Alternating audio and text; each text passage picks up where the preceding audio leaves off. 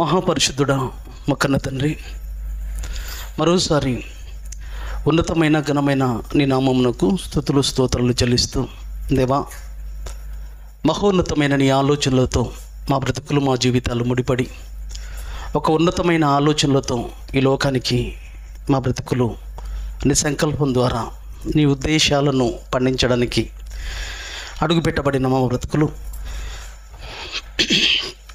నీ చిత్తాన్ని నీ సంకల్పాన్ని పండించి తిరిగి నీ ఉండే మహోన్నతమైన లోకానికి చేరుకోవడం కోసం మరోసారి నీ పాద సన్నిధికి కూడి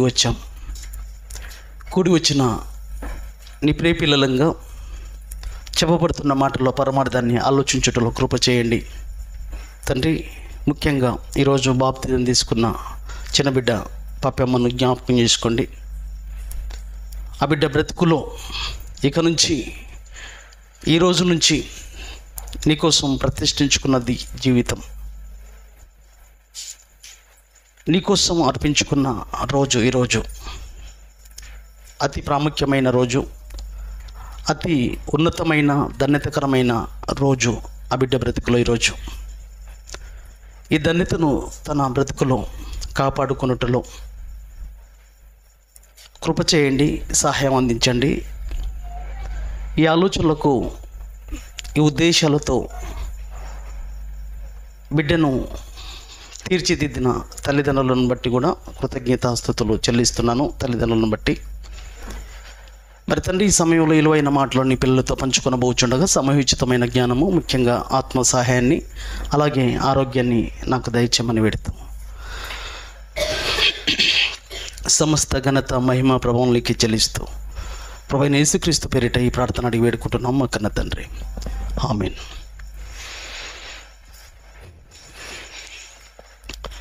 కూడి వచ్చిన ప్రియమైన దేవుని వారలారా, ప్రభువైన యేసుక్రీస్తు పేరిట వందనములు శుభములు తెలియజేస్తూ మళ్ళీ మనందరికీ ఆయుష్ ఆరోగ్యాలతో చక్కగా మళ్ళీ ఈ దినంలోనికి నడిపించి తన పాద సన్నిధికి చేర్చిన కన్న తండ్రి అయిన దేవాతి దేవుడికి ప్రభువైన యేసుక్రీస్తు పేరిట తండ్రికి కృతజ్ఞతాస్తుతులు చెల్లిస్తున్నాను. ప్రియులరా, మరి ఈరోజు కూడా ఒక ప్రాముఖ్యమైన దినంగా మనం భావించుకుంటే, ఎందుకంటే మళ్ళీ మనకు ఈ అవకాశం దక్కడం ఇది తండ్రి కృప వల్ల, తండ్రి అనుగ్రహించిన దయ వల్ల ఈ బ్రతుకులోనికి మనం ప్రవేశించాం. కాబట్టి ఈ సమయాన్ని కూడా జాగ్రత్తగా తండ్రి మనకేం చెప్పాలనుకుంటున్నాడో, ఏం తెలియజేయాలనుకుంటున్నాడో,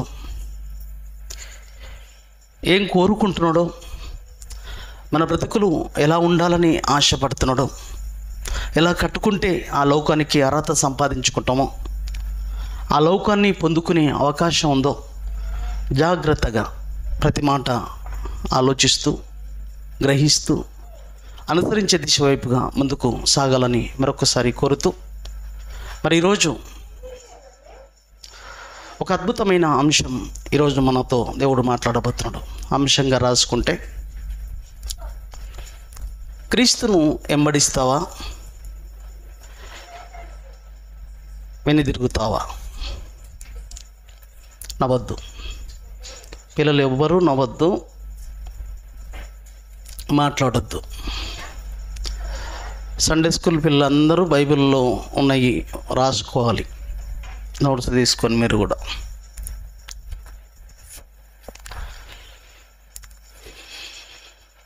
క్రీస్తుతో ఏం చెప్తున్నాను?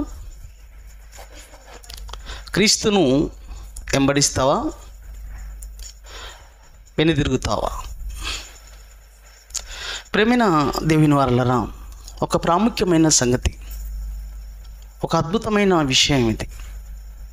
ప్రతి క్రైస్తవుడు జాగ్రత్తగా వినవలసిన అవకాశం ఉన్న సబ్జెక్టు. ఎందుకంటే క్రీస్తును వెంబడించేవాడు క్రైస్తవుడు, క్రీస్తు శిష్యుడు. శిష్యుడు గురువు చెప్పినట్లుగా, గురువు నడుచుకున్నట్లుగా శిష్యులు అనుసరించడం. మన గురువు యేసుక్రీస్తు ప్రభువారు, ఆయన శిష్యులు మనం అంతా. శిష్యులు అనగా గురువు యొక్క అడుగుజాడల్లో, గురువు యొక్క ఆలోచనలలో నడవడమే శిష్యులు. ఈ భాగ్యం, ఈ ధన్యత మనకు బాప్తిజం ద్వారా మారుమనసు పొంది పాపక్షమాపణ నిమిత్తం బాప్తిజం తీసుకొని క్రీస్తులోనికి అడుగు పెట్టుట వలన మనం క్రైస్తవులం అయ్యాం. ఈరోజు బిడ్డ క్రీస్తును ధరించుకొని క్రైస్తవరాలుగా నిలబడ్డది, క్రీస్తు శిష్యురాలు అయిపోయింది. మనమంతా క్రైస్తవులం, క్రీస్తు శిష్యులం, బాప్తిజం తీసుకున్నాం, క్రీస్తులోనికి అడుగుపెట్టాం. ఒక మాట మీరు చూస్తాం అంటే, గలతీలకు రాసిన పత్రిక 3వ అధ్యాయము 26వ వచనం చదవండి తల్లి. చక్కగా చదివి వినిపించడానికి ప్రయత్నం చేయండి. గలతీలకు రాసిన పత్రిక, టెన్షన్ లేకుండా జాగ్రత్తగా వినండి. ప్రతి వ్యక్తికి ఇంపార్టెంట్ సబ్జెక్ట్ ఇది, క్రీస్తును ధరించుకున్న ప్రతి ఒక్క వ్యక్తికి. 3:26, 27 వచనాలు చదువుకుందాం. గలతీలకు రాసిన పత్రిక 3వ అధ్యాయము 26, 27 వచనం. 3వ అధ్యాయం. యేసుక్రీస్తునందు మీరందరూ విశ్వాసము వలన దేవుని కుమారులైపోయాం. మనం ఎలా అయ్యామంటే, క్రీస్తులోనికి బాప్తిజం పొందిన మీరందరూ, మనమందరము క్రీస్తును ధరించుకున్న వాళ్ళం. ఇలా ఈ రూపకంగా క్రైస్తవులు, క్రీస్తు శిష్యులుగా పిలువబడుతున్నాం మనం. ఆ చిన్న బిడ్డ ఈరోజు క్రైస్తవరాలు, క్రీస్తును ధరించుకున్నది, క్రీస్తు శిష్యురాలు, క్రీస్తు శిష్యులం. ఈ యొక్క బ్రతుకు, క్రీస్తును వెంబడించడం అనేది అంత సులువైన విషయం కాదు. లోకంలో మనుషులను వెంబడించినంత ఈజీ కాదు క్రీస్తుని వెంబడించడం అంటే. లోకంలో మనుషులను వెంబడించినంత సులువైన విషయం కాదు క్రీస్తుని వెంబడించడం అంటే.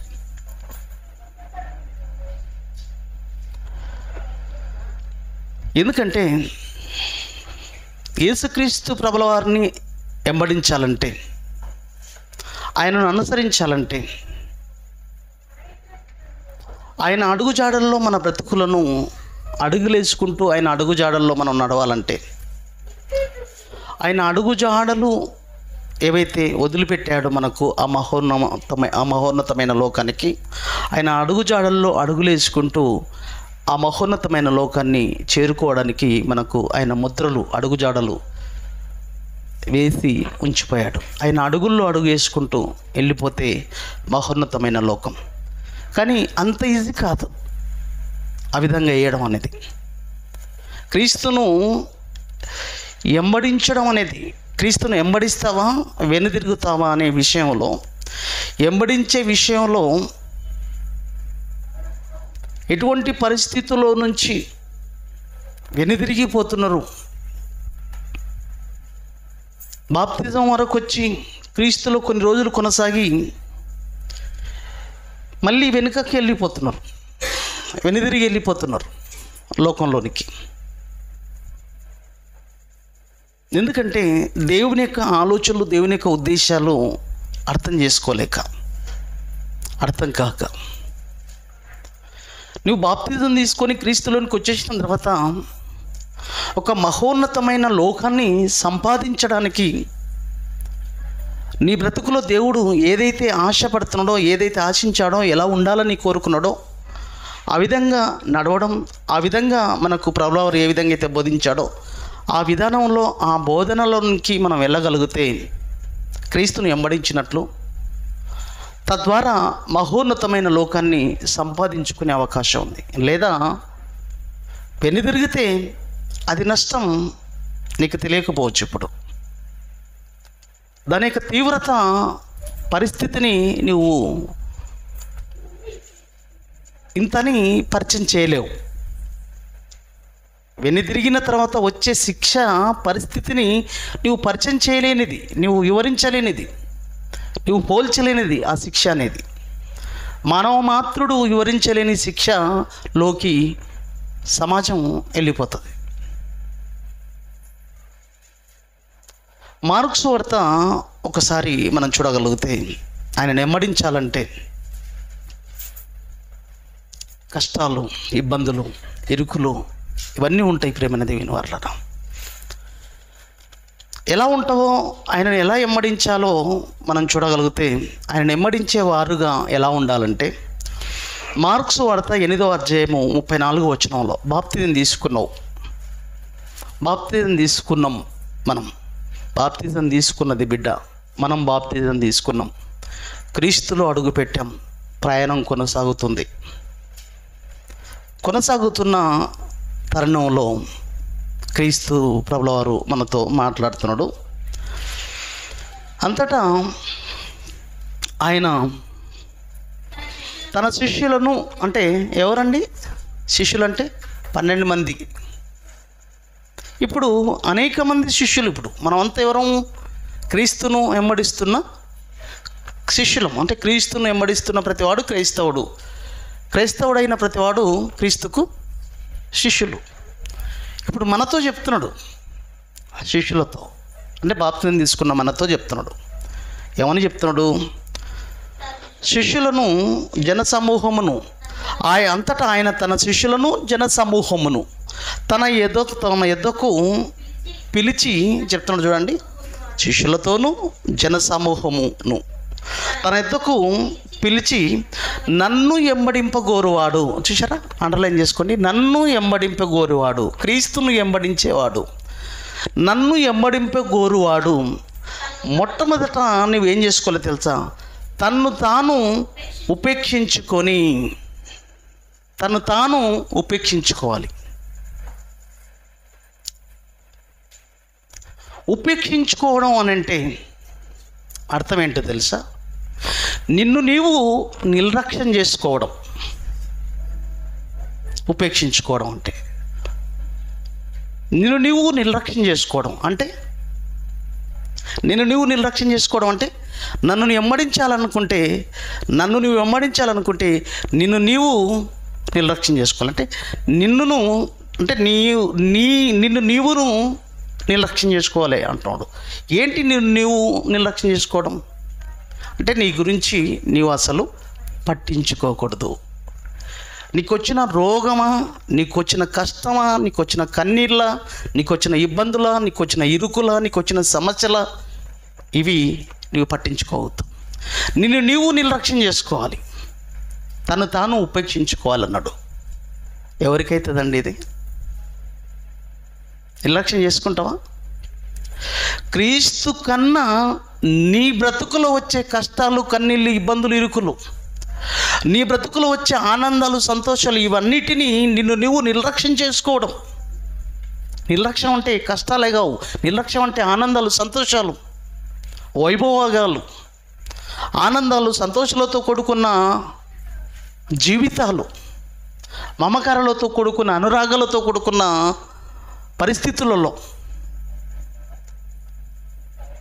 అటువంటి స్థితిలో నుంచి నీవు బయటపడి నిన్ను నీవు నిర్లక్ష్యం చేసుకోవాలి. మొట్టమొదట చూసారా కండిషన్ ఎలా ఉందో? అలా నిన్ను నీవు నిర్లక్ష్యం చేసుకోవాలి. ఈరోజు ఏదో ఇబ్బంది ఉంది అని దేవుని కార్యక్రమాలను అటెండ్ చేయకపోవడం కాదు, ఏదో ఇబ్బంది ఉందని దేవుని కార్యక్రమాలకు ఇవ్వడంలో నిర్లక్ష్యం చేయొద్దు. నిన్ను నువ్వు నిర్లక్ష్యం చేసుకో. ఈరోజు నీకు తినడానికి అవకాశం లేదు అనుకున్న పరిస్థితుల్లో కూడా దేవుని కార్యక్రమాలు నడిపించడానికి నువ్వు ముందుకు రావాలి. ఎందుకు? మహోన్నతమైన లోకాన్ని దక్కించుకునే ప్రయత్నంలో. ఇది ఇక్కడ స్వార్థం కాదు, ఆ బ్రతుకును పొందుకోవడం కోసం. ఒక బిడ్డ జ్వరం వచ్చినా, ఇబ్బందులున్నా, ఇరుకులున్నా రేపు ఎగ్జామ్ ఉందంటే వీటన్నిటిని నిర్లక్ష్యం చేయదు, రేపటి ఎగ్జామ్ కోసం ప్రిపేర్ కాదు.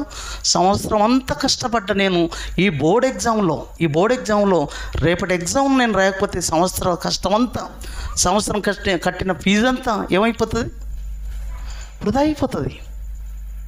ఇక్కడ నువ్వు నిర్లక్ష్యం చేసుకోవడం అంటే ఇక్కడ స్వార్థం కాదు. బిడ్డ నిర్లక్ష్యం చేస్తుంది జ్వరాన్ని, బిడ్డకు వచ్చిన ఆపదను నిర్లక్ష్యం చేస్తుంది. డాడీ చనిపోయిండు, ఇప్పుడు రేపు ఎగ్జామ్ ఉంది. డాడీ ఎగ్జామా చెప్పండి. ఎగ్జామ్ తర్వాత ఆ తర్వాత డాడీ, అంతే కదండి. సంవత్సరం అంతా కష్టపడింది, ఇంకేం చేయలేవు. డాడీ చనిపోయాడు, అయినా తర్వాత వెళ్ళొచ్చు, ఎగ్జామ్కు వెళ్ళే వాళ్ళు ఉంటారు. ఎందుకంటే అది తప్పితే బ్రతుకులో మళ్ళీ దొరకని ఛాయిస్ ఉందనుకోండి, అప్పుడు ఏం చేస్తారు చెప్పండి? ఎగ్జామ్కు ప్రాముఖ్యత ఇస్తారా? ఇస్తారు. నీ బ్రతుకుల్లో ఎవరిని పోగొట్టుకున్నా దేనిని పోగొట్టుకున్నా నువ్వు నిర్లక్ష్యం చేసుకొని నువ్వు నన్ను ఎమ్మడింపగోరువాడు తను తాను ఉపేక్షించుకొని తరువాత ఏమంటారు చూడండి, తన సిలువనెత్తుకొని నన్ను ఎంబడింపవలెను. సిలువ అంటే శ్రమలతో కూడుకున్నాయి. సిలువ అంటే నా సిలువ కాదు, నీకొక సిలువ ఉంది. తను ఉపేక్షించుకొని తన సిలువను ఎత్తుకొని, తన సిలువనంటే ఆయన సిలువ అంటలేడు ఇక్కడ, వానికి సిలువ ఉంది. తన సిలువను ఎత్తుకొని నన్ను ఎంబడింపవలెను. శ్రమలు, ఇబ్బందులు, కష్టాలు, కన్నీళ్ళు, ఇరుకులు, సమస్యలు ఎన్నో ఉంటాయి. ఇవన్నీ నాకు సంబంధం లేదు. నువ్వు నన్ను వెంబడిస్తున్నావా లేదా? నా పనుల్లోకి నువ్వు వస్తున్నావా లేదా? నా కార్యక్రమాలలో నువ్వు పాల్గొంటున్నావా లేదా? దేవుని రాజ్యవ్యాప్తి కోసం నీవు బ్రతుకును ముందుకు నడిపించుకుంటున్నావా లేదా? ఆత్మల రక్షణార్థమై నువ్వు ముందుకు సాగుతున్నావా లేదా? దేవుని ఆశయాన్ని పండించడం కోసం వీటన్నిటినీ నిర్లక్ష్యం చేస్తూ ముందుకు సాగుతున్నావా లేదా? ఈ విధంగా నీ బ్రతుకును ముందుకు సాగించుకోవాలి. ఎంతమంది ముందుకెళ్తున్నారు చెప్పండి? ఈరోజు ఎంతమంది ముందుకెళ్తున్నారు? ఇలాంటి ఆలోచనలు తొక్కేసుకొని, ఈ ఆలోచనలు పక్కన పెట్టేసుకొని ఎంతమందిని క్రీస్తును వెంబడిస్తున్నారు? ఈరోజు దేవుని యొక్క రాజ్యవ్యాప్తి కోసం, దేవుడి సంకల్పాన్ని బ్రతుకులో తుదముట్టించే క్రమంలో ఎంతమంది ముందుకు సాగే ప్రయత్నంలో, వెంబడించే ప్రయత్నంలో ఉన్నారు? వీటన్నిటినీ వదులుకోవడం సాధ్యమేనా? ఒక పరలోకం సంపాదించాలనుకుంటే, ఒక మహోన్నతమైన జీవితం సంపాదించుకోవాలనోనికి సాధ్యం ఇది. ఈ లోకం శాశ్వతం కాదు. ఇంతలో కనబడి అంతలో మాయమైపోయే ఈ జీవితం కన్ను రెప్పపాటులో క్షణ దూరంలో మరణం ఉంది. ఒక మహోన్నతమైన జీవితం నా కళ్ళ ముందుంది. ఈ మరణం తర్వాత ఒక అద్భుతమైన జీవితాన్ని పొందుకుంటాం. మరణం సంభవించగానే, మృత్యువు ఒడిలోనికి వెళ్ళగానే ఒక మహా జీవితాన్ని పొందుకునే అవకాశం ఉంది. ఎందుకంటే ఎప్పటికైనా మృత్యువు ఒడిలోనికి నేను వెళ్ళాలి. ఆ బాధ్యత, ఆ పరమార్థం తెలుసుకున్నవాడు వీటికి సిద్ధపడతాడు. ప్రేమైన దేవుని వారలారా, వేటికి సిద్ధపడతాడు? 10వ అధ్యాయం 37వ వచనంలో, మత్తయి సువార్త 10:37 వచనం చూడండి. ఎటువంటి పరిస్థితులు ఉన్నాయి క్రీస్తుని వెంబడించాలంటే? అంత ఈజీ, అంత సులువైన విషయం కదండి. లోకంలో ఇవన్నీ ఎవరు అడగరు. క్రీస్తుని వెంబడించే విషయంలో ఇలాంటి ఆలోచనలా? అవును, ఇలా ఉండగలగాలి. ఏం చేస్తున్నావు దేవుడి కోసం? నువ్వు ఏది నిర్లక్ష్యం చేశావు నీ బ్రతుకులో? ఏది పక్కన పెట్టేశావు? దేనిని నిర్లక్ష్యం చేయమన్నాడు? దేనిని నిర్లక్ష్యం చేయమన్నాడు? ఈరోజు దేనిని నిర్లక్ష్యం చేయమన్నాడు? దేనిని నిర్లక్ష్యం చేయొద్దని దేవుడు చెప్పాడు. నీ విషయంలో నిర్లక్ష్యం, నా విషయంలో నిర్లక్ష్యం ఉండొద్దు. నా విషయంలో నిర్లక్ష్యం నీకు మహోన్నతమైన లోకం పోగొట్టుకుంటాం. నిత్య జీవ విషయంలో నిర్లక్ష్యం చేయకూడదు. నిత్య జీవం విషయంలో నిర్లక్ష్యం చేయకూడదు. నీ బ్రతికి విషయంలో నిర్లక్ష్యం చేసుకున్నా ఒక బిజినెస్లో, ఒక వ్యాపారంలో నిర్లక్ష్యం చేసినా మళ్ళీ బ్రతుకుంటుంది. కాబట్టి ఇంకా కాలం బ్రతుకుంది. రేపు ఈరోజు నిర్లక్ష్యం అయితే రేపు ఉంది దినం, రేపు చేసుకుంటావు దాన్ని. ఈరోజు పోగొట్టుకున్నది రేపు దక్కించుకుంటావు.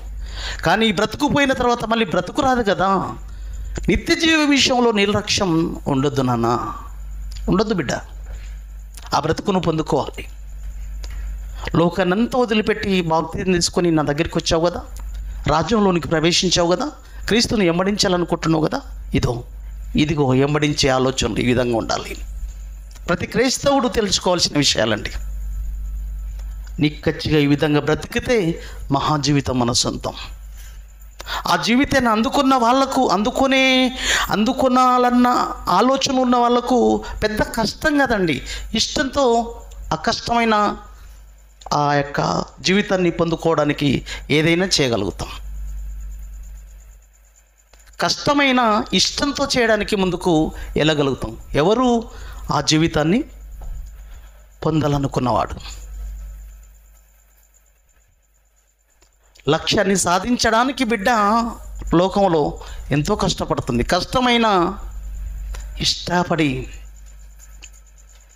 పరిస్థితులు అనుకూలపరుచుకొని లక్ష్యాన్ని సాధించి తీరుతుంది, సేధించి తీరుతుంది. ఈ లోకంలో మనకు ఒక పరీక్ష, ఆ జీవితాన్ని అందుకోవడం కోసం. 10:37 వచనంలో, మత్తయి సువార్త 10:37 వచనంలో ఇక చూడండి ఎలా ఉన్నాయి. తండ్రినైనను తల్లినైనను నాకంటే ఎక్కువ ప్రేమించేవాడు నాకు పాత్రుడు కాడు. కుమారునైనను కుమార్తెనైనను నాకంటే ఎక్కువగా ప్రేమించు వాడు నాకు పాత్రుడు కాడు. ఏమండి, మనకెవరంటే ఇష్టం అండి? మన భార్య పిల్లలంటే ఇష్టం కదండి. మనం ఎవరి కోసం కష్టపడుతున్నాం అంజీ? ఎవరి కోసం కష్టపడుతున్నాం బాబు? మన భార్య బిడ్డల కోసమే కదా. భార్య బిడ్డలను ప్రేమించినంతగా బయటి వాళ్ళని ప్రేమిస్తావా? మనకు ఎవరు ఎక్కువ ఇష్టం? పిల్లలంటే ఎక్కువ ఇష్టం, తర్వాత తల్లిదండ్రులు, తర్వాత బంధాలు, అనురాగాలు ఉంటాయి. ఇంకా వీటిని వదిలిపెట్టడం మన వల్ల కాదు. నీ పిల్లల కంటే, నీ భార్య కంటే, నీ ప్రాణం కంటే నన్ను ఎక్కువగా ప్రేమించేవాడు కావాలి.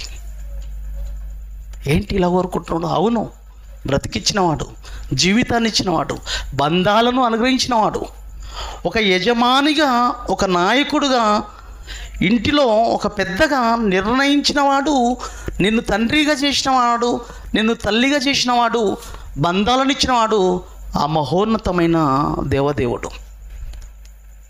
ఆ దేవదేవుడి కోసం నీవు వీళ్ళను పక్కన పెట్టేయలేవా? నీ దేవుడి కోసం పక్కన పెట్టేయలేవా? నీ వల్ల కాదా?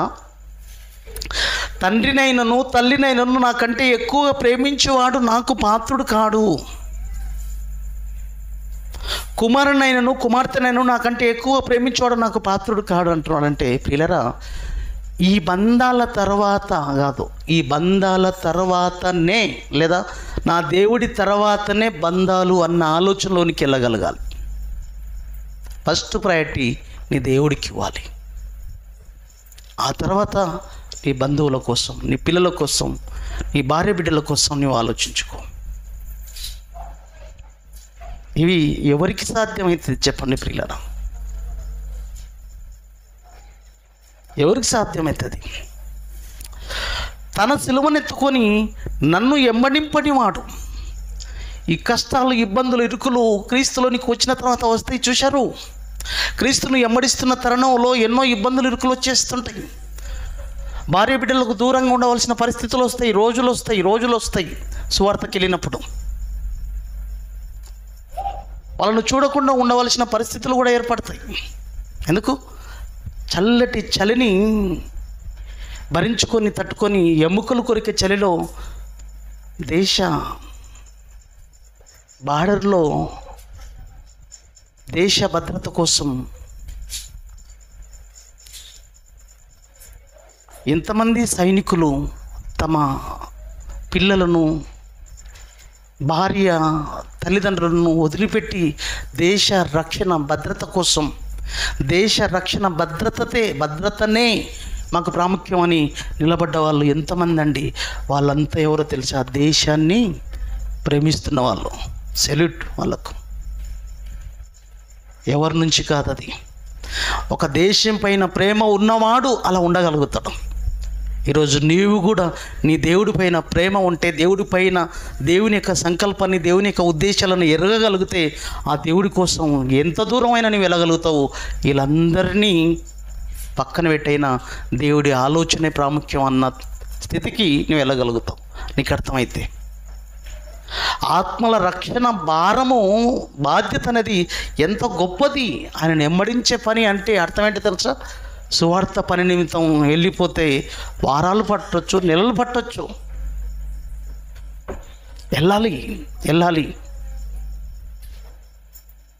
అటువంటి పరిస్థితుల్లో కష్టాలు, ఇబ్బందులు వచ్చినప్పుడు అవి పట్టించుకోకుండా, అవి అడ్డం వచ్చినప్పుడు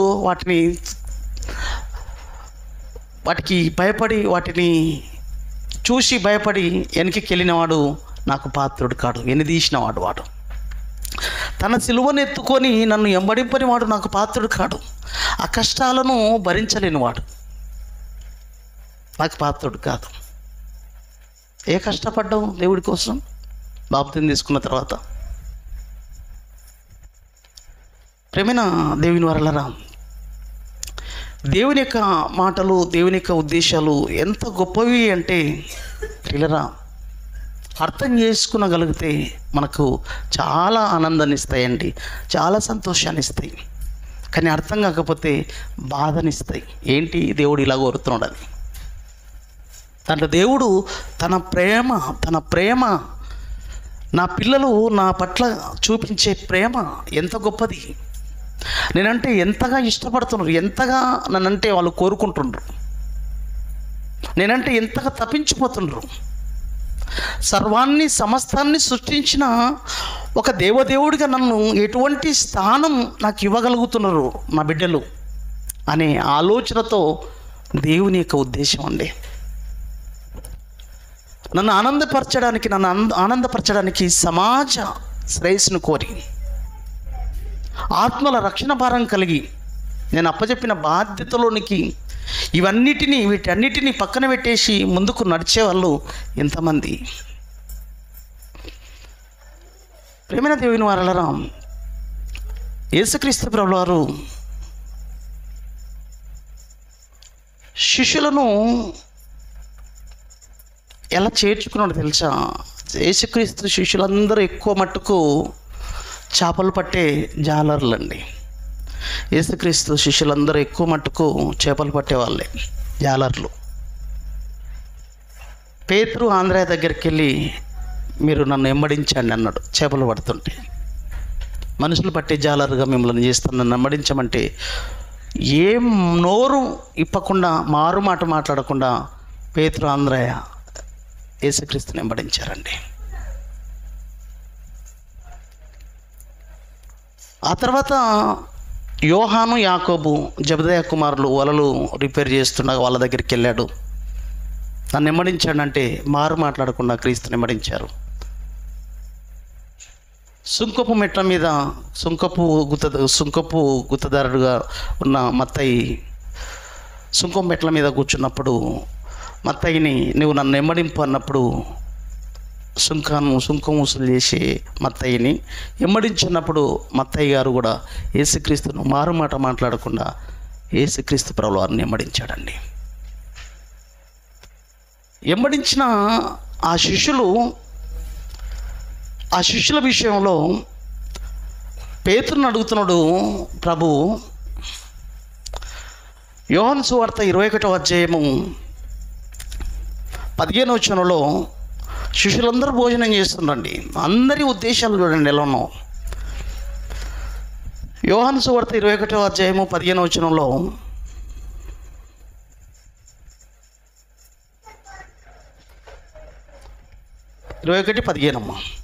వారు భోజనం చేసిన తర్వాత యేసు సిమోను పేతురును చూచి, యోహాను కుమారుడవైన సిమోను, వీరికంటే నీవు నన్ను ఎక్కువగా ప్రేమించుచున్నావా? ఈ ప్రపంచంలో అందరికంటే, నీ భార్య బిడ్డలందరికంటే నీవు నన్ను ఎక్కువగా ప్రేమించుచున్నావా అని అడగగా అతడు అవును ప్రభువా అన్నాడు. నేను నిన్ను ప్రేమించుచున్నానని నీవే ఎరుగుదు అని ఆయనతో చెప్పాను. అప్పుడు యేసు, నా గొర్రె పిల్లలను మేపేవాడిగా ఉండు. ప్రేమించేవాడుగా ఉంటే, ప్రేమించేవాడు క్రియారూపకంగా పనులు చేయగలిగారు. నా గొర్రె పిల్లలను మేపు. ఇదో గొర్రె పిల్లలుగా వాక్యాన్ని అందించి, వాక్యపు ఆలోచనలతో వాళ్ళను కట్టు, వాక్యంతో వాళ్ళను మేపు. వాక్యం చెప్పి దేవుని ఆహారాన్ని పంచి, ఆహారం అనేది వాళ్ళకు పంచిపెట్టు, మేపు ఆహారం. గొర్రెలతో పోల్చుతున్నాడు. అంత ఇదిగా శిష్యులు యేసుక్రీస్తు ప్రభుల వారి పాదాల చెంతకు వెళ్ళిపోయిన వాళ్ళండి. దాంట్లో ఒకడు మోసగాడు ఉన్నాడు, కానీ 11 మంది ప్రాణాలు పోగొట్టుకున్నంత వరకు, వాళ్ళ జీవితాలను నాశనం చేసుకునే దిశ వరకు వెళ్ళిపోయారండి. వాళ్ళ యొక్క ప్రాణ త్యాగం చేసే స్థాయికి వెళ్ళిపోయారు వాళ్ళంతా యేసుక్రీస్తు కోసం. అంత గొప్పగా ఉన్నతంగా క్రీస్తును వెంబడించిన వాళ్ళండి. ప్రియమైన దేవుని వారలారా, ఆలోచించండి. ఇంకో సందర్భాన్ని మనం చూడగలిగితే, ఒక ధనవంతుడు మార్కు సువార్త 10వ అధ్యాయం 17వ వచనంలో ఎలా ఉంటారో చూడండి. సమాజంలో మనుషులు క్రీస్తును వెంబడించే విషయంలో, క్రీస్తులో బ్రతుకుతున్నాం అనుకుంటున్న వాళ్ళు క్రీస్తు దగ్గరికి వచ్చి ఎనిదీసిన వాళ్ళు ఎంతోమంది, ఎన్నెన్నో ఆలోచనలు, ఎన్నెన్నో ఆశలతో లోకంలోనికి వెళ్ళిపోయిన వాళ్ళు కోకొల్లలు. ప్రేమైన దేవుని వారలారా, వెనిదీసిన వాళ్ళు చాలామంది అండి. లోక ఆశలతో, లోక ఆలోచనలతో, సుఖాలకు, సంతోషాలకు అలవాటు పడిన మనుషులు క్రీస్తును వదిలిపెట్టి లోకంలోనికి వెళ్ళిపోయిన వాళ్ళు చాలామంది. ప్రేమైన దేవుని వారలారా, మార్కు సువార్త 10వ అధ్యాయము 17వ వచనంలో ఆయన బయలుదేరి మార్గమున పోవుచున్నగా ఒకడు పరిగెత్తుకొని వచ్చాడండి. వచ్చి ఏమంటున్నాడు తెలుసా? ఆయన ఎదుట మొఖాలుని, సద్బోధకుడా, నిత్య జీవమునకు వారసుడగుటకు నేనేం చేయాలని ప్రభుల వారిని అడుగుతున్నాడండి. ఒక మహోన్నతమైన లోకానికి నేను వారసుడని కావాలి, ఏం చేయాలన్నాడు. ఏం చేయాలన్నప్పుడు ఆజ్ఞలు పాటించమన్నాడండి. ఆజ్ఞలు పాటించు, సరిపోతుంది అన్నాడు. అతడేమంటున్నాడు చూసావా? అతడేమంటున్నాడు మీరు చూడగలిగితే 20వ వచనంలో, అందుకు ఆ బోధకుడు అతడు బోధకుడా, ఈ ఆజ్ఞలు ఏవైతే ఉన్నావో బాల్యం నుండి ఇవన్నీ అనుసరించుచూనే ఉన్నానని చెప్పాడండి. ఆజ్ఞలు ఉన్నాయి చూశారు, బాల్యం నుండి అనుసరిస్తున్నాను. ఆజ్ఞలు బాల్యం నుండి అనుసరిస్తున్నాడు అంటండి. చిన్నప్పటి నుంచి అనుసరిస్తున్నాడు అంటండి ఆజ్ఞలు. ఏ ఆజ్ఞలు అవి మరి మీకు చదివి వినిపిస్తే బాగుంటుందా? మరి ఒకసారి చూస్తారా? నరహత్య చేయవద్దు, వ్యభిచరించవద్దు, దొంగిలించవద్దు, అబద్ధ సాక్ష్యం పలకవద్దు, మోసపుచ్చవద్దు, తల్లిదండ్రులను సన్మానింపు, మన ఆజ్ఞలు నీకు తెలియను కదా అని అతనితో చెప్పాను. అందుకు అతడు బోధకుడా, బాల్యం నుండి ఇవన్నీ అనుసరించుచూనే ఉంటున్నాయి అని చెప్తున్నాడండి. ఇవన్నీ బాల్యం నుంచి అలవాటు చేసుకున్నాడంట. చూసారా ఎంత చక్కగా పెరిగాడో? బాల్యం నుంచి అలవాటు అయినాయండి. ఆజ్ఞలు ఎవరైనా పాటిస్తారు, పెద్ద కష్టమా? వ్యభిచారం చేయకుండా ఉండడం ఏమైనా కష్టమా? వ్యభిచారం చేయకూడదంట అని నువ్వు ఇంట్లో కూర్చో, దొంగతనం చేయకూడదు, కూర్చోవచ్చు, అబద్ధం ఆడకుండా ఉండొచ్చు. కానీ క్రీస్తుని వెంబడించడం అంటే చాలా కష్టమైనది. ప్రియమైన దేవుని వారలారా, ఈ ఆజ్ఞలను పాటించవచ్చేమో, ఇవి బాల్యం నుంచి అనుసరిస్తున్నాడంట. చూడండి, కూర్చోండి అమ్మ, మీరు ఊరికి కూర్చొని వాక్యం వినండి. ఈ బాల్యం నుండి అనుసరిస్తున్నాడు. కొంతమంది క్రైస్తవులు అంటారు, మేము ఇవన్నీ అనుసరిస్తున్నాం అండి అంటారు. ఇవి పెద్ద ఇదేం కష్టం కాదు. ఇప్పుడు అబద్ధం ఆడకుండా ఉండడం అంటే ఉండొచ్చు, భయభక్తులతో. అమ్మ అబద్ధం ఆడవద్దు అన్నాడు దేవుడు, ఉంటావు, పర్వాలేదు. తల్లిదండ్రులను ప్రేమించాలి, సన్మానించాలంటే వాళ్ళకి ఇంత వాళ్ళ పోషణను చూసుకునగలుగుతావు. నరహత్య చేయొద్దంటే చేయవు. వ్యభిచారం చేయకుండా ఉండడానికి ప్రయత్నం చేయగలగవచ్చు. ఇవి పెద్దగా కాకపోవచ్చు, కానీ ఇవి మన బ్రతుకులో ఖచ్చితంగా ఈ ఆజ్ఞలు పాటించాలి. కానీ ఆ తర్వాత క్రీస్తును వెంబడించే విషయంలో అది ఎంత కష్టమైన పనో ఒకసారి ఆలోచించండి ప్రియులారా. ఇవన్నీ నేను పాటిస్తున్నాను, ఇంకేమైనా కొదువనా అని అనుకుంటున్నానండి. ఇంకేమైనా కొదువ ఉందా, నేను అర్హత సంపాదించుకుంటానా పరలోకానికి అన్నప్పుడు యేసుక్రీస్తు ప్రభువారు ఎందుకు అండి ఇన్ని ఆజ్ఞలు ఇవన్నీ పాటిస్తున్నాడు కదా, ఇన్ని ఆజ్ఞలు పాటిస్తున్న ఈ వ్యక్తికి ఒకటి కొదువ ఉంది, ఆ ఒక్క కొదువ చెప్పేస్తే ఆ మహోన్నతమైన లోకం ఇన్ని సొంతం అయిపోతుంది అనుకొని ఆ వ్యక్తిని ప్రేమించాడండి. ఎందుకో జాలిపడ్డాడు వ్యక్తి పైన. అందరిపైన దేవుని కృప అలా ఉండదండి. ఎందుకంటే పర్వాలేదు జీవితం, ఎందుకంటే బాల్యం నుండే చక్కగా భక్తితో జీవితాన్ని అలవర్చుకున్నవాడు కాబట్టి ఒక లోటును గమనించాడు అతనిలో. 21వ వచనంలో చూడండి, 21వ వచనంలో యేసు అతను చూచి అతన్ని ప్రేమించాడంటండి. ప్రేమించిండు చెప్పి ఇప్పుడు ఏమని చెప్తున్నాడు, నీకు ఒకటి కొదువగానున్నది అన్నాడండి. ఒకటి కొదువ ఉంది. మనకు బోలెడున్నాయిలే, మనకు మోహ చూపు ఉంటుంది, దొంగతనం ఉంటుంది, వ్యభిచారం ఉంటుంది, లత్కోరి పనులు ఎన్నో ఉంటాయి, ఇంకా చెప్పొద్దు. కానీ ఇతనికి మాత్రం ఒకటి కొదువ ఉందంట. ఆ ఒక్క కొదువ, అదొక్కటి నీవు నీ బ్రతుకులో పాటిస్తే మహాజీవితం నీ సొంతం. అందుకే జాలిపడ్డాడు. అతన్ని ప్రేమించి నీకు ఒకటి కొదువ ఉన్నది. మన జీవితంలో ఎన్నో కొదువలు ఉన్నాయి, ఎన్నో లోటు పాటలు ఉన్నాయి, కానీ ఇతని జీవితంలో ఒకటి కొదువ ఉంది. ఆ ఒక్కటి సరి చేసుకుంటే మహాజీవితం ఇతని సొంతం ఉంది. మహాజీవితం ఇతని సొంతం. చూడండి ప్రియులారా, ఒకటి కొదువ ఉన్నది. ఇప్పుడు నువ్వేం చేయాలో తెలుసా, నీవు వెళ్ళి నీకు కలిగి ఉన్నది అమ్మి బీదలకి ఇమ్మన్నాడు. నీకు కలిగి ఉన్న ఆస్తి ఉంది చూశారు, అది బీదలకి ఇమ్ము, పరలోకమందు నీకు ధనము కలుగును. బీదలంటే తెలుసు కదండి, వాక్యం లేని ప్రతివాడు బీదవాడే, క్రీస్తును విశ్వసించని ప్రతివాడు బీదవాడే. అలాంటి వాక్యం లేని వారికి నీ సంపదను ఖర్చు పెట్టు. ఆ ఖర్చు పెట్టిన ఆ సంపద ఫలితం ఊరికి పోదు, అది పరలోకంలో జమ అవుతుంటుంది. నీకు ₹1 100% ఇస్తున్నాడు దేవుడు, 100 అంతలు ఇస్తున్నాడు. నువ్వు ₹1 ఖర్చు పెడితే 100 అంతలు. ₹1 ఖర్చు పెడితే దేవుని దృష్టిలో ఎంత అండి? 100 రూపాయలు. 100 రూపాయలు ఖర్చు పెడితే దేవుని దృష్టిలో 100 × 100 ఎంత? 100 రూపాయలు దేవుని కోసం ఖర్చు పెట్టావనుకో, దేవుడు ఎన్ని అంతలు ఇస్తున్నాడు? 100 అంతలు. 100 × 100 ఎంత? 10,000. 10,000 దేవుని కోసం ఖర్చు పెడితే ఎంత? 1,00,000 రూపాయలు. లెక్కలు కరెక్ట్ చేసుకోండి మీరు. 1,00,000 రూపాయలు 10,000 దేవుని సేవ కోసం ఖర్చు పెడితే ఎంత బాగా చెప్తున్నాడు చూడండి. నీకు కలిగినవన్నీ అమ్మి బీదలకిమ్ము, మళ్ళీ అది ఊరికే పోదు, పరలోకమందు నీకు ధనము కలుగుతుంది అన్నాడు. సువార్త లేని వాళ్ళు ఎంతోమంది ఉన్నారు కదా, నీ దగ్గర చాలా ధనం ఉంది. ఇది ధనవంతుడు అండి, పెద్ద ధనవంతుడు, పరిగెత్తుకొని ఊరికొచ్చాడండి. మళ్ళీ పరిగెత్తుకొని ఊరికొచ్చాడు, పరలోకం సంపాదించుకోవాలి, నాలో ఏదో ఒకటి కొదవ ఉంది, ఈయన దగ్గరికి అయితేనే వెళితేనే నాకు కరెక్ట్ సమాధానం దొరుకుతుంది, కరెక్ట్ ఎవరిని ఇవ్వగలుగుతాడని ఆలోచించిన వాడు వచ్చాడు.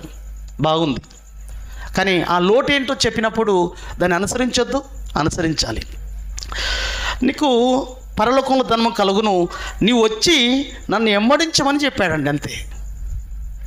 ధనాన్ని బీదలకు పంచిపెట్టు, అది పరలోకంలో నీకు ధనం కలుగుతుంది.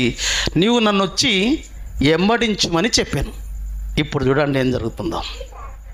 అతడు మిగులు ఆస్తి గలవాడు గనుక ఆ మాటకు ముఖం చిన్నబుచ్చుకొని దుఃఖపడుకుంటూ ఏడ్చుకుంటూ పోయాడంటే ఏమన్నాడండి అసలు? మిక్కిలి ఆస్తి గలవాడు గనక ఆ మాటకు ముఖం చిన్నబుచ్చుకున్నాడంటండి. ముఖం చిన్నబుచ్చుకొని దుఃఖపడుచు వెళ్ళిపోయాను. ఎంత సిగ్గుకరమైన విషయం ఇది! ఎవరు తిట్టారు? ఏమైనా తిట్టాడా ప్రభు? ఒకటి కొదువ ఉంది అన్నాడు, పరలోకం కావాలని ఉరికొచ్చిండు, అతనే ఉరికొచ్చాడు. ఒకటి కొదువ ఉంది అన్నాడు, ఏంది ప్రభు అంటే, నీ ధనం ఉంది చూసావు, ఆ ధనం బీదల కోసం పంచిపెట్టి నీవు నన్ను వచ్చి వెంబడించు అన్నాడు. వెంబడించావంటే మామూలు విషయం అనుకున్నావా? అమ్మో, డబ్బును వదిలిపెట్టాలి, మళ్ళీ ఇంటికాడ నన్ను ఉంటే పైసా కుదబెట్టి మళ్ళీ సంపాదించుకుంటుంటే, ఇప్పుడు ఎక్కడ రామంటున్నాడు? ఆయన ఎమ్మడి తిరగాలంట. ఇక డబ్బు తాతల నుంచి వచ్చిన ఆస్తిని పోగొట్టుకోవాలి, ఇక ఆయనను వెంబడించాలి. అది వదిలిపెట్టి ఈయనను వెంబడించడం నా వల్ల కాదు, నీకో దండం. ఏడుచుకుంటూ పోతున్నాడు, ఎవరు తిట్టినట్లు కొట్టినట్లు. పరలోకం కావాలనుకున్నావు కదా బిడ్డ, ఒక్కటే అండి కొద్దు, అదొక్కటి చేసింటే మహాజీవితం ఇతను సొంతమై ఉండేదండి. ఎలా తప్పిపోయింది చూడండి, వెనుదిరిగి వెళ్ళిపోయాడు. అలా ఎనిగిదిరిగి వెళ్ళిపోతున్న వాళ్ళు ఎంతోమంది అండి. దేవుడిలోనికి వచ్చిన ధనవంతులు ఎంతోమంది సుఖాలలో, ఆనందాలలో, సంతోషాలలో మునుగుతూ తేలుతూ క్రీస్తును వెంబడించని వాళ్ళు కాదండి. వాళ్ళు క్రీస్తుని వెంబడించడం అంటే మామూలు విషయం కాదు ప్రియులరా, మామూలు విషయం కాదు ప్రియులరా. జీవితాలనే పనంగా పెట్టేవాడు కావాలి దేవుడికి. ఆఫ్టర్ ఆల్, నువ్వు ఆస్తిని పెట్టినోడవు, 10 రూపాయలు ఖర్చు పెట్టినోడవు, 100 రూపాయలు నీ చేతికి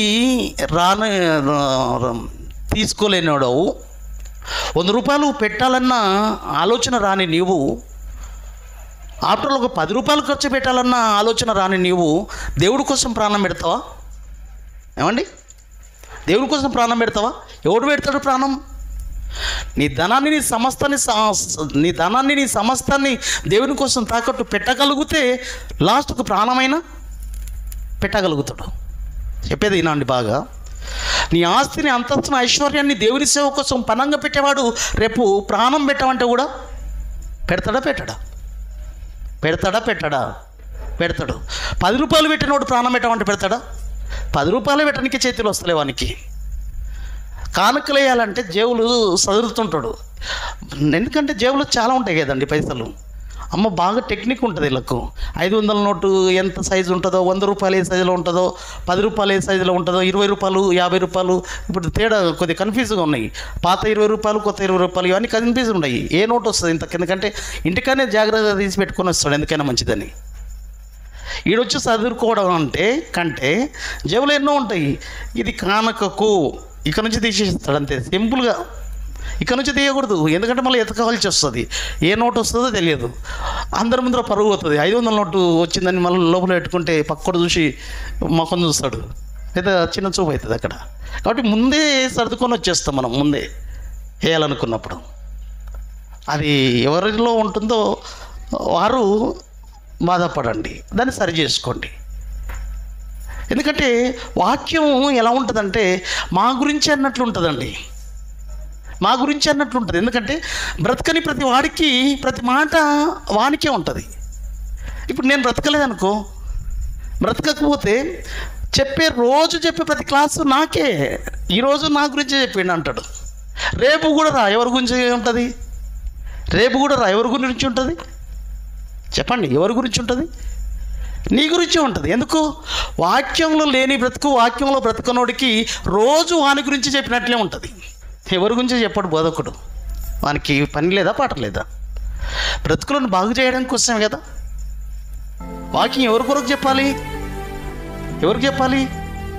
మీకే కదా. ఈ షెడ్డు కొరక వాక్యం, లేదా కార్ల కోసం?